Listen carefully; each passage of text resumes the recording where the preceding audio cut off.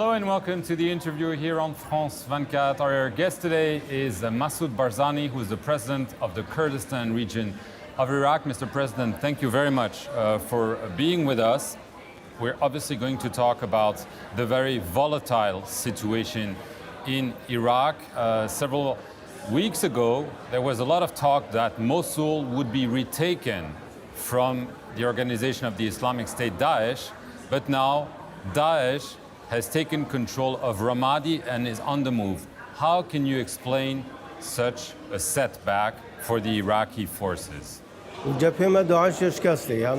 For us, ISIS is losing ground on the Kurdish front. What happened in Ramadi, in the Anbar region, what happened surprised me very much. But we are prepared to recover Mosul very quickly, to liberate it from ISIS. The city of Mosul mustn't wait for its liberation too long.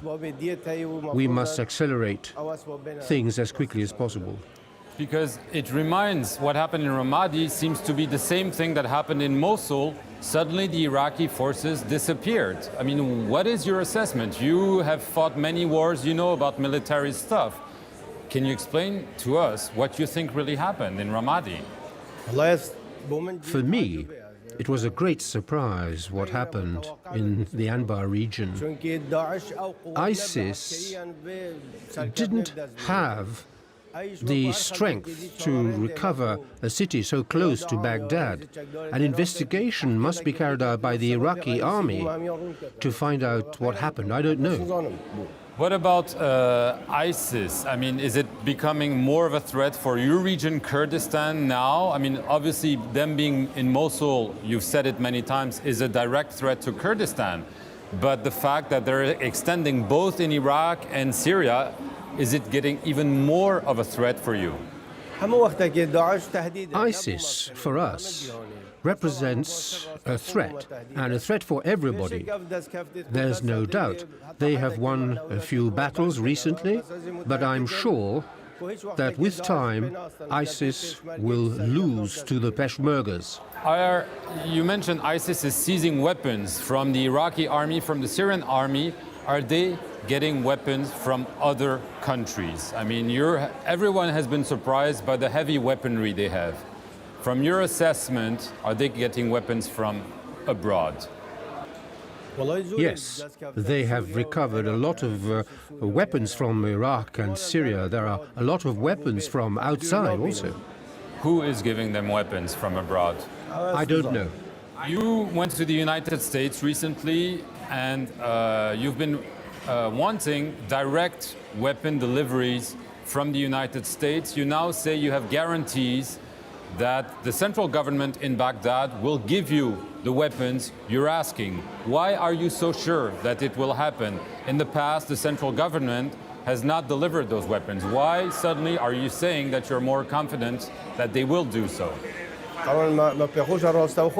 Yes, I'd like the weapons to arrive directly to the Peshmergas. The important thing is to receive them quickly. I have talked about this with the United States. They have guaranteed that we will receive them quickly. Are you still disappointed because the West is saying we're going to help the Kurds, we're going to help the Kurds, but you said to me last time we met that the promises were not becoming reality, that you were not getting enough weapons, enough sophisticated weapons. Is this still the case today for Kurdistan? Personally, I'd like to thank the coalition for the airstrikes. It was important to win certain battles, and for the fighting on the ground, they have provided us with major support. But in truth, all the weapons that can protect the Peshmergas and enable us to win, we still do not have them. You struck a deal, the Kurdistan region and the central government in Baghdad back in December, whereby you would send 505,000 barrels of oil per day in exchange for the central government giving you the share of the budget, the 17% Kurdistan is supposed to get. Is this happening?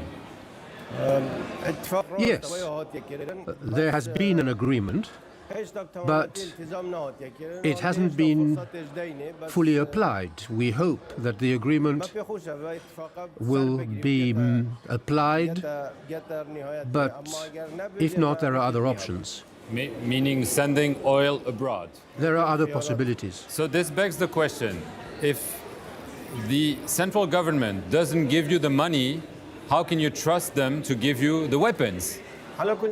Yes, the Americans have guaranteed that they will deliver weapons, but the problem exists between the central government and the regional government of Kurdistan.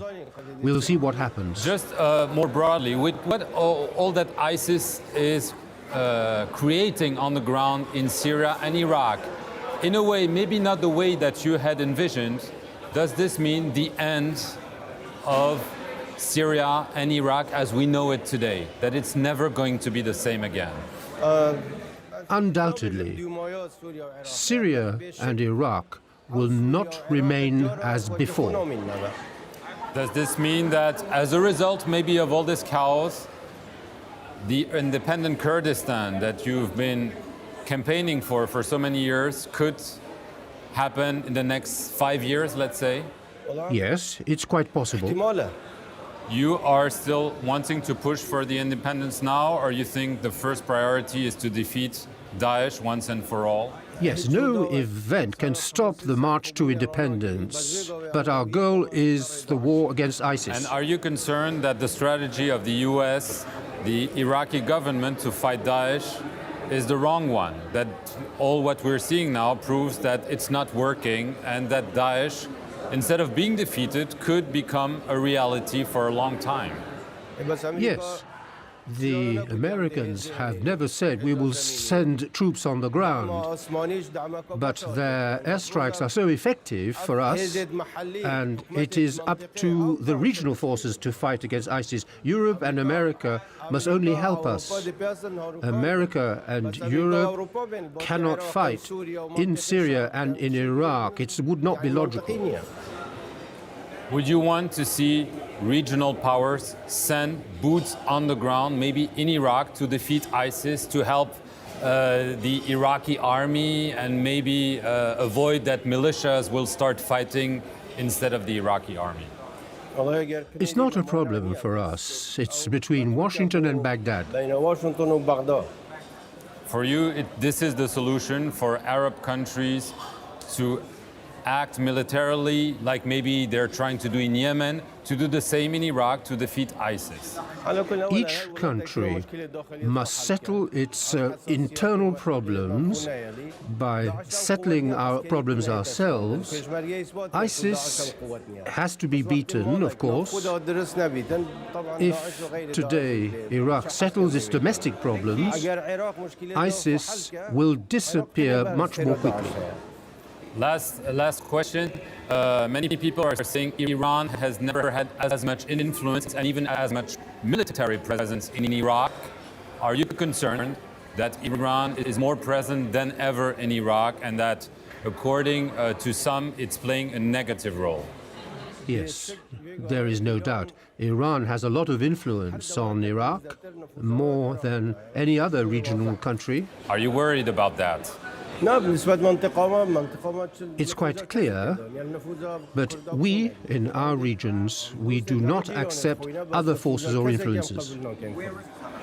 Okay, President Barzani, thank you very much for answering our questions. Thank you for watching this interview here on France 24.